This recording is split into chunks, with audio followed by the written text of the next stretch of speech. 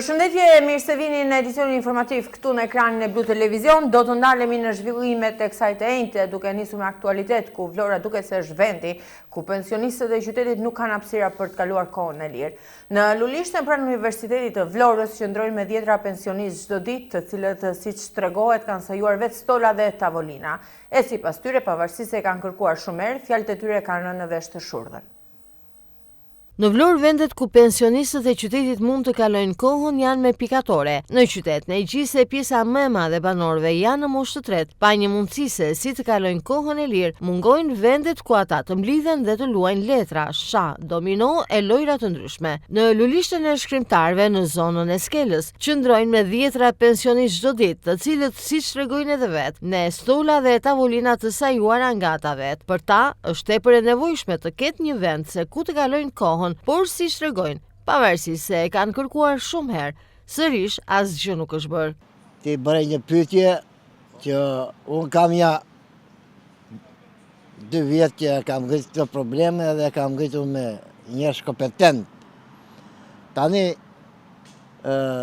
mirë është që të ke kushe dhe personishët, po këto që kam bërë unë këtu, i kam bërë në mënyrë humanitare, më shumë për humanishëm se sa për dhe u marrë dhe nga një lekë vetëm për goshe, gosha kushtoj dhe goshën dhe ato tjerat, edhe blosën këtu. Po mirë është që ashtu si që e bëm për shumë të Lulishten lartë, të ketë dhe këtu. Ashtu, në këtë Lulishten, mi me që se këtu ka problemet tjera se mund të prishet atë që tu si e kam, nuk e di po. Vetëm këtu ke stola e në 2-3 vende tjera. Po për letra e për kështu ata që janë tifozën, po këtu për vend shlodhje për shembull lungomarrje, s'ke asgjë kundi. Po mirë mo, tavolina e ato janë diçka që improvizon se nuk parashikon dot se kush do mblidhet, kush do vej. Po problemi i stola duhet ketë, ja. Unë kam djalin në Fier, kënaqej në Fier, kudo që të vesh ke vende për të ulur, për të çlodhur. Ndërkohë, një prej pensionistëve ka nisur që prej muajsh të sajojnë me mbetje të ndryshme, ndrysor që gjen në qytet një vend të përshtatshëm për të kaluar kohën e tij të lirë me bashkëmoshatarët e tij. Ai tregon se këtë gjë e bën për shkak se në qytet mungojnë vendet ku pensionistët të qëndrojnë, duke u marrë çdo ditë që të krijojë një vend ku të qëndrojnë. Po kapun nuk janë të plotësuara, plotësisht si thua ti. Unë ja, këtu ikim më poshtë, ja ku janë 2 minuta aty janë. Ati më poshtë, sajora vetë janë. Nuk ka, jo, s'ka, për mua nuk ka. Duhet këtë, duhet pa tjetër. Po duhet këtë, që të mos këtë. Po që neve plejt kemi me të rrë, mirë jemi. Po gjithë gjiros këtu, bëjmë gjiro, bëjmë se hira, ikim. Po ja, këta vëndet janë, se vëndet tjera s'kame. Po, i kemi mirë këto që jam kemi, se vim gjithje këtu. Po, vendi kam shuar ja shetë, se pas kush do i bëja dhe rrimë të kalojnë, atje lartë Shqipëre. Pas janë shumë, këto janë për të shtatshëm, ata si ka këtu. Po i bëjmë boja këtu, neve jemi popull likë se i heqëm, i prishëm. Po i vestojnë sheti, po me këto merresh vesh. I heqëm këto ja, i heqëm këto dje, i hadhën poshtë. Sa kemi patur, në para. Shpesh është premtuar se do të ketë investime të cilat synojnë krijimin e vendeve se ku pensionistët të kalojnë kohën e tyre të lirë. Në vitet e fundit është investuar vetëm tek Lulishtja e Kalit të Trojës, me disa tavolina që kanë qenë dhurat nga një bank e nivelit të dytë në qytet dhe vetëm kaq. Investime këto që sigurisht nuk mjaftojnë.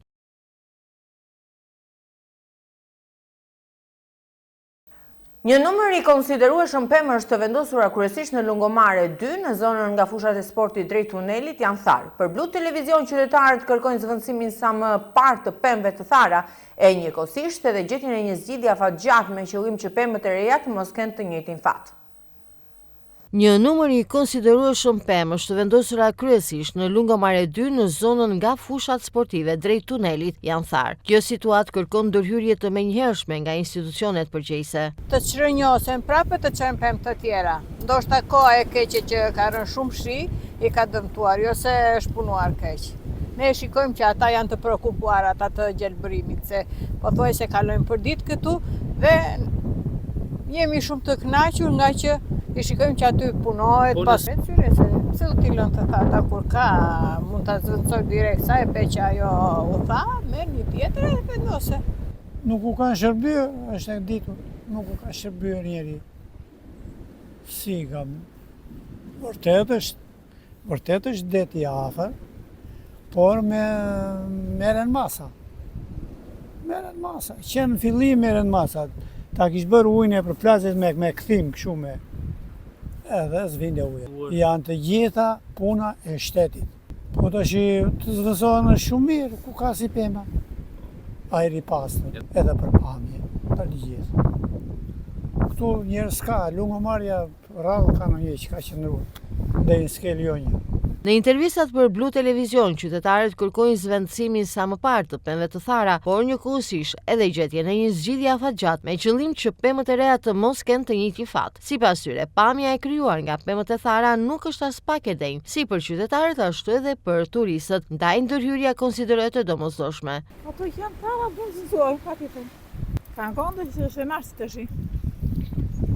Po pësyne qytetarë shumë mirë, ajo nga marrë dhe kulturi, shtutyre fare, po ato që janë fata, që janë kalzë, janë bërë, duhet zënësua me të reja. Ne nuk kemi nga vëndi, po është normale që duhet zënësuar. Problemi është që varet se në ngarkim të kujt janë, kush mund t'i bëj, kush duhet t'i bëj. Akoma më shumë bjen sy për keq kjo punë, nuk është normale.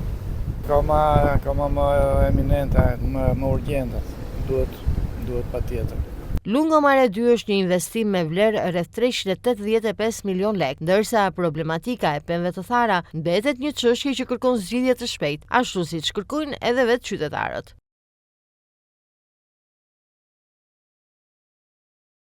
Punimet për ndërtimin e bypassit të Vlorës kanë hyrë në fazën e tyre përfundimtare. Pas ndërtimit të segmentit rrugor tashmë po punohet për plotësimin e tij me element të nevojshëm. Përgjatë kësaj të enjte ka nisur puna për vendosjen e barierave anësore të rrugës përgjatë bypassit, e cila konsiderohet si fazë finale e këtij projekti. Punimet për ndërtimin e bypassit të Vlorës kanë hyrë në fazën e tyre përfundimtare, pas ndërtimit të segmentit rrugor, duke filluar për hyrjes së qytetit të Vlorës dhe duke përfunduar në Tragjas, tashmë po punohet për plotësimin e tij me elementet të nevojshëm. Përgjatë kësaj të enjte ka nisur puna për vendosjen e barierave anësore të rrugës përgjatë bypassit. Në bypassin e Vlorës ka nisur puna për plotësimin e këtij të fundit me të gjithë elementet e sigurisë, teksa po punohet për vendosjen e barierave anësore të rrugës, por gjithashtu edhe rrjetave prej ekuri në shpatin e Kodrës për të parandaluar rrëshqitjen e derave apo të kurëve. Vendosja e barierave të sigurisë konsiderohet si faza finale e këtij projekti. Barierat vendosen për të rritur parametrat e sigurisë rrugore dhe gjithashtu për të parandaluar raste fatale për jetën përgjatë qarkullimit rrugor. Po flasim këtu për një segment të ndërtuar në lartësi të konsiderueshme, ku garantimi i sigurisë rrugore mbetet një prej elementëve më të rëndësishëm në këtë projekt. Siç mësohet, po punohet gjithashtu dhe për vendosjen e rrjetave prej hekuri në shpatin e Kodrës përgjatë gjithë segmentit. Rrjetat prej hekuri vendosen për të parandaluar që të përfundojnë në segmentin rrugor. Gjithashtu këto rrjeta parandalojnë dherat që rrëshqasin nga pjesa e Kodrës të përfundojnë në rrugë. Po flasim këtu për një segment rrugor i cili shpesh ka shfaqur problematika si dhe bllokim të qarkullimit rrugor, pikërisht nga rrëshqitja e gurve apo dherave, veçanërisht gjatë ditëve me motë të përkeqësuar.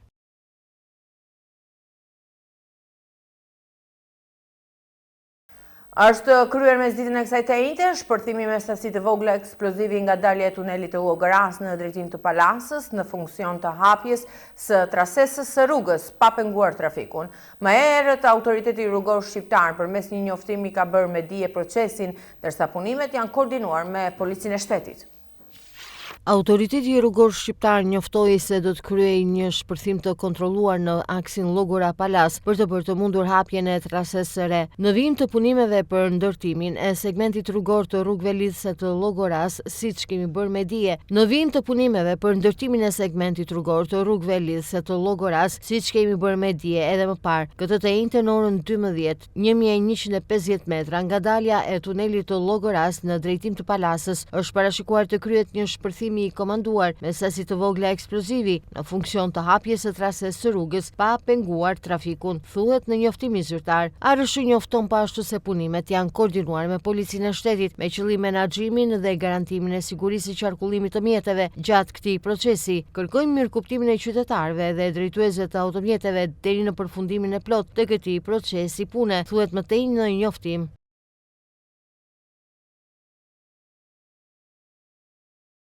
Divorci, një nga problemet më të mprehta të shoqërisë shqiptare, së fundmi është shoqëruar me pasoja të dukshme. Avokatja Drita Agaj gjatë një interviste konfirmon se janë fëmijët ata që e vuajnë më shumë procesin duke përjetuar si pasojë emocionale dhe psikologjike që ndikojnë deri në formimin e tyre si individ. Divorci mbetet një nga problemet më të mprehta në shoqërinë shqiptare në vitet e fundit. Pasojat dhe problematikat që ai sjell janë të prekshme dhe përbën një shqetësim në rritje. Avokate Drita Aga në një intervistë të dhënë së fundmi thekson se përpara se të flitet për këtë fenomen duhet kuptuar thelbi dhe koncepti martesës. Sipas saj, martesa kërkon një vizion të qartë mes dy personave, si dhe ndërgjegjësim për detyrimet dhe përgjegjësitë që mbart. Problemin më të mprehtë të shoqërisë shqiptare në fushën familjare. Përpara se të shkojmë te divorcet, unë kam dëshirë të shpreh mendimin tim të akumuluar gjatë viteve, sidomos pas vitit 90, për konceptin e lidhjes së martesës. Martesa do një vizion të qartë midis dy personave në çift, se cilat janë detyrat e saj. Dhe ky vizion duhet krijuar tashmë qysh në moshën kur brezi i ri e percepton të ardhmen e vet në një martesë që konsolidon jo vetëm lidhjen midis partnerëve, po dhe fëmijët që do sjellin në jetë dhe rëndësinë dhe qëllimet që duhet arrijë familja, por do një kulturë dhe edukat të saktë e cila duhet jepet. Për mendimin tim, qysh në shkollat 9 vjeçare, sepse ka dhe raste të tilla që martohen vajza të moshës 16 vjeç, sidomos në zonat rurale, po dhe në arsimet e përgjithshme ose profesionale. Ne deri tani nuk kemi një tekst për familjen, nuk kemi një program për familjen, nuk kemi qoftë edhe OJF apo programe të veçanta shkollore që të thonë cila është familja dhe cilat janë bazat serioze të krijimit të një familje. Një problematikë e tillë e lidhur pikërisht me mënyrën se si konceptohet martesa shpesh çon në divorc. Vitet e fundit numri i divorceve ka ardhur në rritje dhe shkaqet që çojnë drejt tyre janë të shumta, kryesisht emigracioni dhe ana ekonomike. Referuar kësaj situate, sipas avokates Agaj, Vlora renditet e dyta pas Tiranës për numrin e divorceve. Tani është shumë herë më i madh. Dhe po të krahasosh me numrin e lindjeve, prap ka një diferencë shumë të madhe. Pra, kalojnë pothuajse në të njëjtin plan. Rritet numri i divorceve, jetëgjatësia e familjes ulet dhe lindshmëria gjithashtu është më e vogël.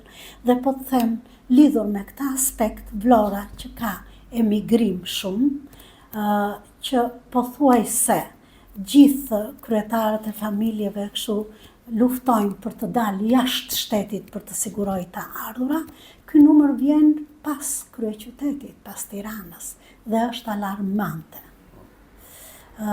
Për sa i përket çifteve dhe moskuptimeve të tyre, e para është ana ekonomike. E dyta është mos përgatitja psikologjike e çiftit për vështirësitë se familja vërtet të disiplinon, të jep një disiplinë spartane, të bën më të përgjegjshëm e tjerë, po ka dhe problematikat e saj dhe çifti ngelet zbuluar që në hapat e para me moskuptime. E dyta, njohja e cekët, njihen shumë cekët dhe tani po të them, 70% të njohjes së çifteve nuk e ka përmbajtja, po e ka ana vizuale, janë ato dashurit me shikim të parë dhe vrapojnë. Dhe aq të vuajtura janë ato dashurit me shikim të parë, sa edhe ana femrore i vuan me shpenzime të mëdha se do të jetë sa më shumë e paraqitshme që ta pëlqej partneri tjetër. Pasojat e divorcit janë mjaft të mprehta. Avokatja Agaj konfirmon se janë fëmijët ata që e vuajnë më shumë këtë proces, duke përjetuar pasoja emocionale dhe psikologjike që ndikojnë deri në formimin e tyre si individ. Atëre, pasojat e zgjidhjes së martesës gjithnjë i vuajnë fëmijët. Fëmijët duhet kenë prioritet. Janë interesi parësor që duhet kenë të dy prindrit për fëmijët që kanë sjellë në jetë. Mirë po, mund të sjelli lehtësi për çiftin, sepse mos kuptimi, ana psikologjike, sulmet fizike, etj. Mund të krijojnë probleme në çift që pasqyrohen dhe tek fëmijët, po për fëmijët është një vuajtje e vërtet. Se dhe cilat janë dy pikat më të rëndësishme, është se zakonisht kujdestarin e fëmijëve minoren e merr nëna, e cila ka probleme të mëmësisë dhe të pasgjithshme për fëmijën kur janë në fazën e fillimit të krijimit të psikologjisë së tyre dhe duan afërsinë e nënës, kurse baba i caktohet një ditë takimi për fëmijën minoren. Kjo është në më të shumtët e rasteve kur gratë nuk kanë probleme të shëndetit mendor, apo nuk kanë kryer vepra të turpshme, apo nuk janë futur burgjeve. Pra, gjithsesi gjykatat veprojnë që fëmijët minoren t'i mbajnë nënat, por çfarë ndodh? Në vend të krijohet një shoqëri dhe miqësi që të vazhdojë në çift kujdesin ndaj fëmijëve, për çudi krijohet një armiqësi e hapur për vetë mospërmbajtjen, mosadykimin, mungesën e kulturës dhe për mendimin e cekët që i bëjnë dhe në sy të fëmijëve, që fëmijët i vuajnë dhe lemerisen në këtë drejtim. Gratë i luftojnë duke mos ju dhënë ditën e takimit dhe merohen përmbarimeve, zyrave përmbarimore, kurse meshkujt marrin hak në pagesën e pensionit ushqimor, ku kemi me dhjetra raste tani që dhe i denoncojnë në prokurori dhe sërolaten zyrave të përmbarimit. Prandaj, unë them me gojën plot, kujdes o prindër, jeta nuk është juaja, por jetën, si e sillni në jetë, duhet të kujdeseni të dy së bashku, se nuk ju kanë faj fëmijët, ju ka faj mos formimi juaj dhe nxitimi juaj. Divorci mbetet kështu një problem i shoqërisë shqiptare, një fenomen në rritje që po ndikon negativisht edhe tek brezat e rinj dhe në konceptin e familjes. Ditë e mbarë për peshkatarët e Vlorës në zonën e Lungomares, të cilët me varka të vogla janë çdo ditë në det, por që kjo e njëjtë ka rezultuar e suksesshme për ta. Sipas tyre, interesi i qytetarëve për peshkun e freskët sapo dal nga deti është rritur ndjeshëm, ndërsa blerës janë dhe shumë shtetas të huaj që jetojnë në Vlorë. Ditë e mbarë për peshkatarët e Vlorës në zonën e Lungomares, me varkat vogla dhe çdo ditë në det, kjo e njëjtë ka rezultuar mjaft të suksesshme për ta. Dhjetra qytetar, por dhe të huaj që jetojnë në Vlorë janë drejtuar zonës së Lungomares për të bler peshk të freskët. Sipas tyre, peshku i kapur me rjeta nga peshkatarët të vendas është shumë i freskët, por edhe çmim më të lirë krahasuar me atë që tregtohet në subjektet tregtare. Vetë peshkatarët theksojnë se çdo ditë sillen produkte të freskëta, por jo gjithmonë dita është e mbarë. Në Vlorë peshkatarët mund t'i gjesh në disa zona të Bregdetit, ndërsa sipas qytetarëve, ata preferojnë ta blejnë produktin e freskët direkt nga varkat e vogla. Edhe rastisëm këtu, është i freskët të morëm ai sa mundëm në qik. Po këtu gjë çdo ditë, jo radhë. Këtu çoku dalun gjithmonë, çoku vetë edhe në plazhi vjetër. Normale që kjo është se në dyqan mund të jetë i pardjeshëm, i ka mbush me akulla edhe. Ku ka çdo gjë freskët është e shishme. Pordo, kur është gjë e mirë, mblidhen njerëz tuan të gjithë. Plus edhe çik i lirë është. Te tregu atje një kile sardele është 3.000 lekë. Ky është çik më ashtu 3.000 lekë. Çfarë preson? Si. Unë jam italian dhe jetoj këtu në Vlorë. Pata fat sot. Pas shumë njerëz dhe u afrova, prita radhën time dhe mora peshk të freskët. Po është me të vërtet shumë i freskët. Ku kam mirë se ta marrësh direkt nga deti dhe sapo i kapur. Prita pak, por jam i kënaqur. Peshkatarët tu dalin pothuajse për çdo ditë. Molto bello, sì. Peshku freskë në vajta për të blerë peshk, po e shikoj që ka njerëz lojiki, do bëj një xhiro, do kthehem, po që do marr. Ky që vina deti është më mirë, se ditur ajo, ne e njohim se jemi vonjatër, kështu që Jo, mirë ishte 5 Në Vlorë peshkimi ishte pasion. Çdo ditë mund të shohësh peshkatarët që në barkat e tyre të vogla ushtrojnë këtë zanat, jo vetëm si pasion, por edhe për të ndihmuar familjet e tyre. Mbi të gjitha ata sillin për konsumatorët një produkt të freskët dhe cilësor.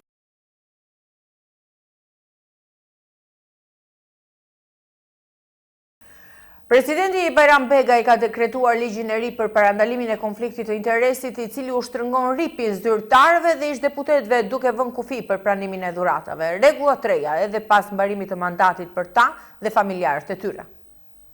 Presidenti Bajram Begaj ka dekretuar ligjin e ri për parandalimin e konfliktit të interesit duke i hapur rrugë hyrjes në fuqi të rregullave të reja për transparencën dhe integritetin në funksionet publike. Ligji vendos kufizime të qarta jo vetëm për zyrtarët e lartë shtetëror, por dhe për familjarët e tyre me qëllim shmangjen e çdo përfitimi të mundshëm nga pozicioni publik. Në fokus të dispozitave janë funksionarët e lartë kushtetues, anëtarët e Këshillit të Ministrave, deputetët dhe kryebashkiakët. Sipas përcaktimeve të reja, këta zyrtarë dhe familjarët e tyre nuk do të mund të zotrojnë aksione apo të ushtrojnë veprimtari biznesi që përfitojnë nga pasuria apo fondet e shtetit. Synimi i ligjit është të forcojë ndarjen mes interesit publik dhe atij privat, duke reduktuar hapësirat për abuzim. Një tjetër pikë e rëndësishme lidhet me ndalimin e pranimit të dhuratave. Vlera maksimale e lejuar është kufizuar në 10.000 lekë, ndërsa çdo tejkalimi i këtij pragu konsiderohet shkelje e ligjit. Po ashtu parashikon rregulla të reja dhe për periudhën pas përfundimit të mandatit. Ish zyrtarëve u ndalohet të emërohen në pozicione drejtuese në kompani private që kanë pasur lidhje me institucionin ku ata kanë shërbyer për një afat deri në 2 vite nga largimi nga detyra. Është promovuar në sallën e Universitetit Ismail Qemali të Vlorës libri Përplasja e madhe e autoritetit Enver Hoxha, ish-ministri i punëve të jashtme të Kosovës.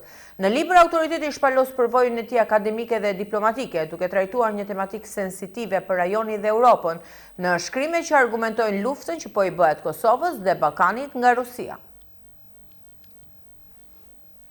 Promovohet në sallën Ali Aslani të Universitetit Ismail Qemali libri Përplasja e madhe e autorit Enver Hoxhaj, ish-ministri i punëve të jashtme të Kosovës. Për rektoren e Universitetit Ismail Qemali, Aurela Saliaj, autori Hoxhaj është një personalitet jo vetëm për Kosovën dhe Shqipërinë, por për rajonin dhe Europën. Saliaj thotë se libri ka në thelb njohjen e Kosovës. Sipas saj, autori argumenton por dhe dokumenton gjeopolitikën që lidhet ngushtësisht me Kosovën, duke rekomanduar librin tek të gjithë studentët. Rektoria e Ismail Qemalit thot se forumi i zhvilluar përgjatë kësaj teinte ka për qëllim të pasurojë njohuritë akademike të studentëve, por dhe pedagogëve të Universitetit të Vlorës. Këtë event, këtë forum të hapur diskutimesh dhe prezantimi të librit Përplasja e madhe, sepse ky event dhe plania juaj në universitetin ton është pa diskutim një vlerë e shtuar për ne, për të gjithë ne, si akademik dhe si komunitar. Një personalitet i një standardi si zoti Enver Hoxhaj, që është personalitet akademik, politik, diplomatik, i rajonit dhe i Europës, është një model për të ndjekur. Është modeli i angazhimit intelektual në shërbim të zhvillimeve të vendit të vet. Libri Përplasja e madhe ka si leitmotiv të vetin njohjen e Kosovës, njohjen diplomatike të Kosovës nga shtetet e tjera. Por në analizën që i bëhet, në reflektimet, në argumentimet e curisë së kësaj njohje në nivel diplomatik, ka ndërhyrë një analizë shumë e detajuar dhe shumë e dokumentuar gjeopolitike që përfshin jo vetëm rajonin po jo vetëm Europën, jo vetëm Amerikën, por edhe Azin. Dhe prandaj unë do t'ua rekomandoja të gjithëve të njiheshin ta lexonit këtë libër. Në fjalën e saj ish deputetja e Kuvendit të Shqipërisë Valentina Leskaj thekson faktin se autori Hoxhaj është një personalitet i shquar që ka shenjuar historinë e Kosovës, por dhe politikën e jashtme në atë vend. Dua të them 2 fjalë për Enver Hoxhën, për ata unë besoj që në këtë sallë të gjithë e njohin, por meqense këtu ka dhe studentë, është brezi i ri, edhe ndoshta kanë më shumë edhe interes edhe për ta njohur kush është dhe çfarë përfaqëson Enver Hoxha. Thjesht për një mik timi, po vi për një personalitet të spikatur, për një personalitet me vlera të veçanta, për një intelektual që ka shënuar dhe ka lënë gjurmë jo vetëm në historinë e Kosovës, por që ka lënë gjurmë për sa i përket aktivitetit të tij politik, profesional dhe akademik.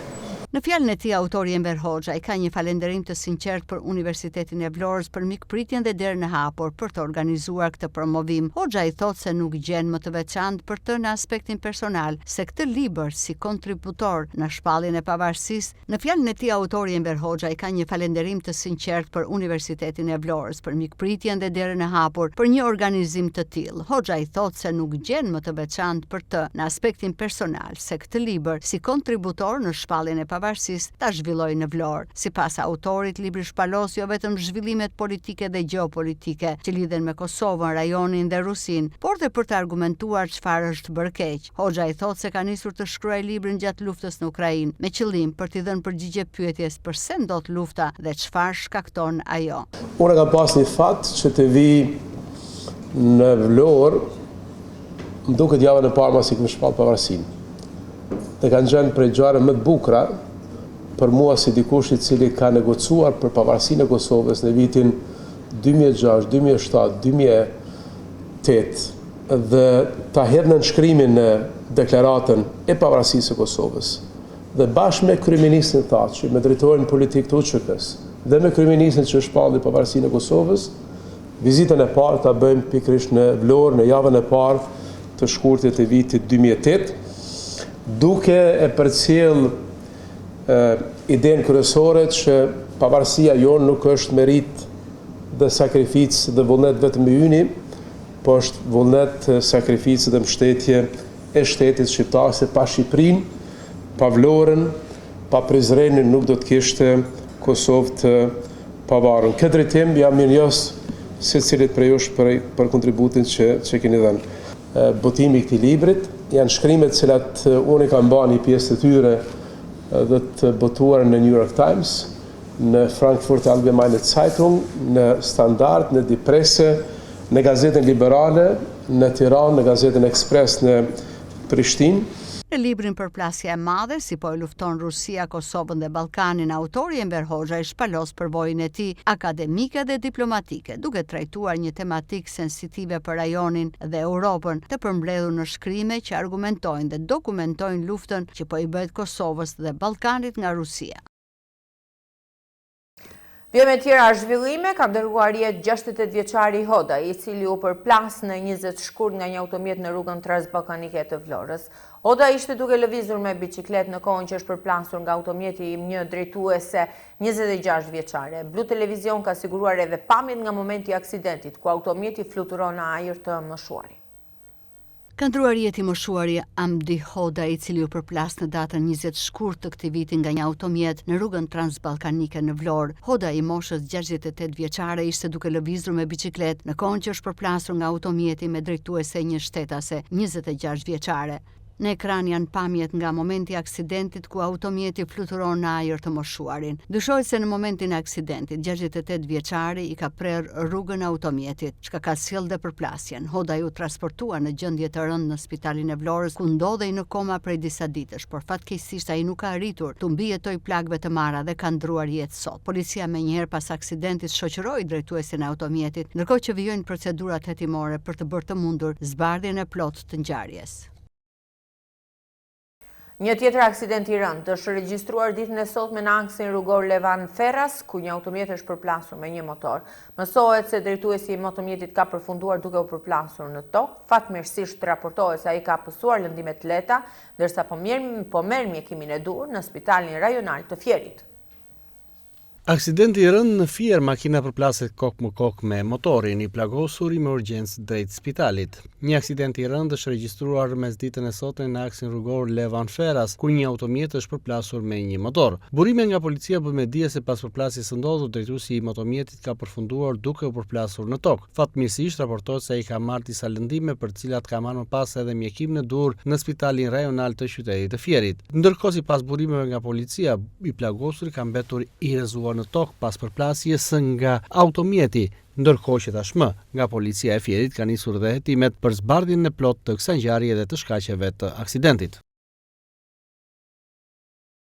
Më pak para qarkulluan jashtë bankave në muajin e parë të vitit, sipas të dhënave nga Banka e Shqipërisë, gjatë janarit u shënua një ulje prej 2 miliard lekësh krahasuar me dhjetorin e vitit të kaluar. Rënja e nivelit të keshit në ekonomi përkon me vendosjen e tavaneve të pagesave për qytetarët dhe bizneset, përcaktuar nga Ministria e Financave, me synim uljen e paras fizike në territorin e Shqipërisë.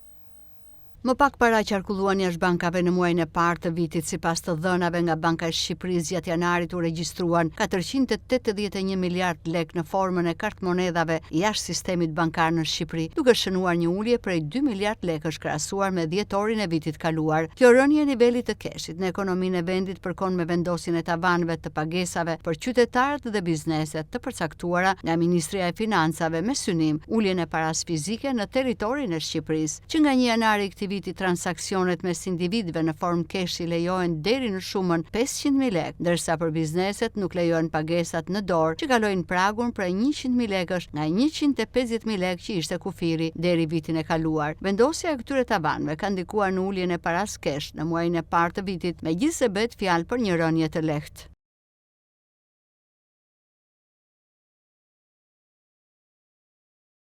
Ende asnjë emër për garën presidenciale në Kosovë. Murat Jashari, djali i Rifat Jasharit, ka refuzuar mundësinë për të marrë postin e presidentit. Ka theksuar se familja Jashari i takon gjithë shqiptarëve dhe nuk duhet të përfshihet as në kalkulime politike të zakonshme.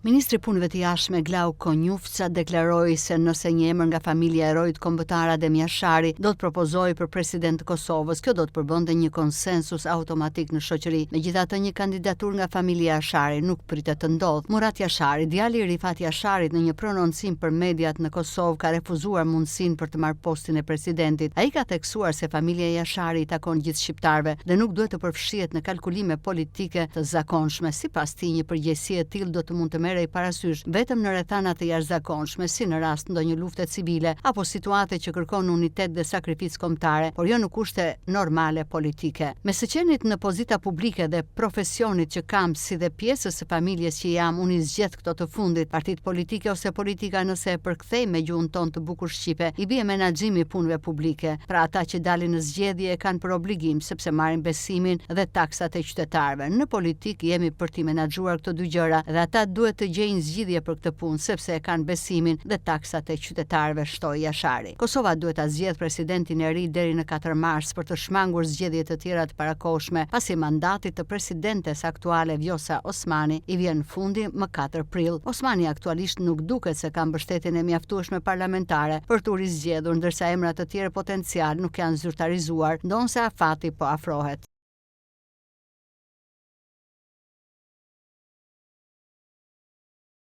Kjo është gjithçka për këtë edicion, ju falenderoj dhe përshëndes. Mirupafshi.